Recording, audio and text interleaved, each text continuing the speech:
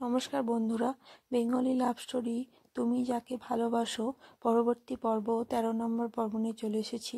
আশা করি পর্বটা খুব সুন্দর হতে চলেছে। শুনতে থাকুন, শুরু করছি।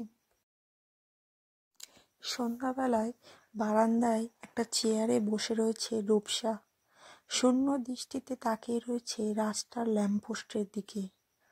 আর দুদিন পরেই ওর আর অভিকের বিয়ে। কাল সকলকে রিসর্টে পৌঁছে যেতে হবে, তারপর বাকি অনুষ্ঠানগুলো সব ওখানেই হবে। রূপসার মা মানে মিসেস খান্না ওর রুমে এসে দেখলেন রূপসা এখনও নিজের লাগেজই গোছায়নি, অথচ কাল সকাল সকাল গাড়ি আসবে রিসর্টে যাওয়ার জন্য। উনি নিজের মেয়ের কাণ্ডজ্ঞানহীনতায় খুব অবাক হলেন, কারণ রূপসা যথেষ্ট দায়িত্বশীল মেয়ে। ও যখনের যেটা কাজ তখনই সেটা করে নেয়, ছোট থেকেই ওকে সেটা বলে দিতে হয় না। কিন্তু বিগত কয়েকদিন ধরেই উনি লক্ষ্য করছেন রূপসা কেমন যেন মুচড়ে পড়ছে। এমনটা তো হওয়ার কথা নয়। মিসেস খান্না রূপসাকে রুমে বা বাথরুমে দেখতে না পেয়ে শেষে বারান্দায় এলেন। তবে এভাবে অন্ধকারে মেয়েকে বসে থাকতে দেখে উনি আরও বেশি অবাক হলেন। উনি ধীরে ধীরে রূপসার পেছনে এসে দাঁড়ালেন। তারপর ওর কাঁধে হাত রেখে ওকে আলতো করে ডেকে বললেন, তুমি এখানে অন্ধকারে কেন বসে আছো বেটা? আর তুমি এখনো তোমার প্যাকিং কমপ্লিট করোনি? আমি কি হেল্প করবো তোমায়? রূপসা কোনো উত্তর দিল না, এমনকি ওখান থেকে এক চুলও নড়ল না। মিসেস খান্না এবার বারান্দার লাইটটা জ্বেলে দিলেন। তীব্র আলো চোখে পড়তেই চোখটা বন্ধ করে নেয় রূপসা। আর এতক্ষণ ধরে যে জলটা চোখেই টলমল করছিল রূপসার, সেটা চোখ বন্ধ করতেই গাল বেয়ে গড়িয়ে পড়ে। মিসেস খান্না চমকে ওঠেন, কারণ উনি ওনার মেয়েকে কখনো কাঁদতে দেখেননি। ও বরাবরই স্ট্রং গার্ল। তাহলে আজ কি এমন হলো যে ওনার মেয়ে অন্ধকারে বসে কাঁদছে? এটা কি বিয়ের পর সকলকে ছেড়ে চলে যাবে তাই? মিসেস খান্না নিজেও রূপসার পাশে একটা চেয়ার টেনে বসলেন। তারপর ওর চোখের জলটা মুছিয়ে দিয়ে নরম গলায় বললেন, কি হয়েছে রূপসা, বলো আমাকে। রূপসা আচমকায় জড়িয়ে ধরল ওর মাকে, তারপর ফুঁপিয়ে কেঁদে উঠল। মুখে একটাই কথা বলল, আমি অভিককে খুব ভালোবাসি মাম্মি। কিন্তু থেমে যায় রূপসা। মিসেস খান্না আজ রূপসার ব্যবহারে বারবার অবাক হচ্ছেন। এখন তো আরো বেশি করে বিস্মিত হচ্ছেন। কি হয়েছেটা কি মেয়েটার? উনি মেয়ের পিঠে হাত বুলিয়ে দিতে দিতে বললেন, কেঁদো না বেটা, কি হয়েছে মাম্মিকে বলো না পুরোটা। রূপসা এবার ওনাকে ছেড়ে দিয়ে একটু শান্ত হয়ে বসলো। ধীরে ধীরে নিজের চোখের জল মুছে নিল। একটা গভীর দীর্ঘশ্বাস বেরোলো অন্তর থেকে। বিগত কিছুদিন ধরে যা যা চলছে ওর মনের মধ্যে, তার পুরোটাই ও খুলে বলল ওর মাকে। যা যা নিয়ে ও চিন্তিত সেই সবটাই ও শেয়ার করলো ওর মায়ের সাথে। সব শুনে চুপ করে বসে রইলেন মিসেস খান্না, কারণ উনি জানেন না উনি কি বলবেন, কি এমন বলবেন যা ওনার মেয়ের ভবিষ্যতের জন্য ভালো হবে। ব্যাপারটা সত্যিই গুরুতর। মিসেস খান্না বললেন, সত্যিই কি কিছু করার নেই বেটা? রূপসা উদাসীন গলায় বলল, আমি চেষ্টা তো করে দেখছি, হলে ভালো, আর না হলে আমি জানি না আমি কি করব মাম্মি। মিসেস খান্না রূপসার মাথায় হাত দিয়ে বললেন, আজ পর্যন্ত নিজের সমস্ত সিদ্ধান্ত নেওয়ার দায়িত্ব আমরা তোমার ওপরই ছেড়েছি বেটা। আজও তাই করছি। যা ভালো বোঝো করো। তবে আমার মনে হয় তোমার অভিককে একবার পুরোটা জানানো উচিত। তোমার সাথে ওর জীবন জড়িয়ে রয়েছে। রূপসা অল্প ঘাড় নাড়ল। মিসেস খান্না চলে গেলেন।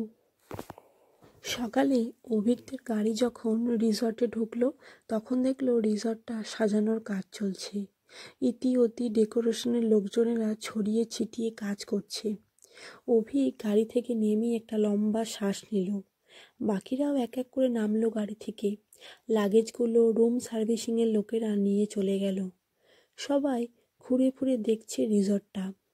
অনেকে তো অবশ্য অভিকের বিয়ের জন্য আরও ভালো রিসর্টের অবস্থা করতে চেয়েছিল, কিন্তু এত কম সময়ে খুব ভালো রিসর্ট পাওয়া সম্ভব হয়নি। তবে এটাও খারাপ না, সার্ভিস যথেষ্ট ভালো দিচ্ছে ওরা। তাছাড়া ওয়েডিং প্ল্যানাররাও রয়েছেন, ঈশা, পর্ণা, দিয়া। ওদের তো এখানে এসে যেন দুটো ডানা গজিয়েছে। কিছুদিন পড়াশোনা থেকে নিস্তার পেয়েছে, বাচ্চাদের মতো এদিক ওদিক ছোটাছুটি করছে ওরা। মিষ্টি অবশ্য দিয়াকে একবার সাবধান করে দিয়ে গেছে, এত বড় রিসর্ট বলে কথা, কাউকে না বলে যেন একদম কোথাও পা বাড়ায় না। কিন্তু কে শোনে কার কথা? ওদের আবার একই রুমে থাকার ব্যবস্থা করা হয়েছে। ব্যাস, এটাই তো চাইছিল ওরা, যা ইচ্ছে করবে এবার। ঈশা অবশ্য ওদের থেকে একটু বড় হওয়ায় ওর দায়িত্ববোধটা একটু বেশি, তাই মিঠি ওকেই দায়িত্ব দিয়েছে এই দুটোকে সামলে রাখার জন্য। ঈশা রিসর্টের বাগানটা ঘুরে দেখছিল, ঠিক তখনই ওর মাথায় একটা আইডিয়া এলো। আর এই আইডিয়াটা ওর ভালো আন্টিকে না শোনানো পর্যন্ত শান্তি পাবে না। তাই ও প্রায় ছুটে গেল মিঠিকে সেটা জানাতে। কিন্তু মিঠির কাছে পৌঁছানোর আগেই ঘটল বিপত্তি। ঈশার কথা অনুযায়ী ওর রাস্তায় আবার এসে পড়ল সেই শক্ত দেয়াল, মানে আমাদের অভিক। আবারও সজোরে ধাক্কা খেল দুজনেই। ঈশা আচমকা ধাক্কা খেয়ে তাল সামলাতে না পেরে পড়ে গেল মাটিতে, আর অভিজ্ঞ ধাক্কা খেয়ে সামান্য পেছনে পিছিয়ে গেল। তবে ও পড়ে যাওয়া থেকে সামলে নেয় নিজেকে। উহ মা গো, মরে গেলাম গো। অভিক নিচের দিকে তাকিয়ে দেখল ঈশা নিচে আধশোয়া অবস্থায় কোমরে হাত দিয়ে ঘ্যান ঘ্যান করছে। গেল রে গেল, কোমরটা ভেঙে গেল আমার, আর বিয়ে বাড়িতে মজা করতে পারবো না, আমার আর ডাক্তার হওয়া হলো না। ও ভালো আন্টি গো, কোথায় তুমি? মা গো, বাবা গো। ঈশার চিৎকারে ততক্ষণ মিঠি ছুটে এসেছে, আর অভিক ঈশার কাণ্ড কারখানা হাঁ করে দেখছে। ইস্যু, কি হয়েছে? তুই মাটিতে পড়ে আছিস কেন? পড়ে গেছি ভালো আন্টি। পড়ে গেছিস? শুকনো জায়গাতে কি করে পড়ে গেলি? মিঠি এবার তাকিয়ে দেখলো অভিকও দাঁড়িয়ে রয়েছে। চিকু, ও যখন পড়ে যায় তুই তখন এখানে উপস্থিত ছিলি? তুই জানিস ও কিভাবে পড়েছে? মায়ের কথা শুনে অভিক একটা দীর্ঘশ্বাস ফেলে বলল, বিশ্বাস করো মম, ওর মতো ড্রামা কুইন আমি একটাও দেখিনি। ঠিক করে হাঁটতেই শেখেনি ও, এভাবে ডাক্তার হওয়া যায় না। মিঠি অভিকের কথা কিছুই বুঝতে পারল না, তবে ঈশাকে মাটিতে বসে ওভাবে কাতরাতে দেখে বলল, আচ্ছা সেসব বাদ দে, আগে মেয়েটাকে তোল। মিঠি ঈশাকে ওঠার জন্য সাহায্য করল, কিন্তু একা পারল না। কি রে চিকু, দাঁড়িয়ে আছিস কেন? সাহায্য কর আমাকে। অভিক এসে এবার ঈশার আর একটা হাত ধরল। দুজনে মিলে তুলে ধরল ঈশাকে, কিন্তু ঈশা কোমরে ব্যথা পেয়েছে, তাই পুরোপুরি সোজা হয়ে দাঁড়াতে পারল না। মিঠি আর অভিক ধরে ধরে একদম ঈশাকে নিয়ে যেতে লাগলো রুমে, রিসর্টের ভেতরে। আজকের পর্বটা এখানেই শেষ করছি। আশা করি পর্বটা ভালো লেগেছে। রূপসার কি এমন প্রবলেম যেটা সে অভিককে বলে বলে ঠিকও করেছে, দেখা যাক আগামীতে কি হয়। আর ঈশার তো কোমরে চোট লেগেছে, দেখা যাক ঈশার কি খুব বেশি চোট লাগলো। আগামীতে সবই দেখতে পাবেন, এবং খুব সুন্দর হতে চলেছে সম্পর্কটা, এবং এই স্টোরিটা খুব সুন্দরভাবে এগোবে। শুনতে থাকুন। যদি ভালো লাগে চ্যানেলটি সাবস্ক্রাইব করবেন আর লাইক করতে ভুলবেন না।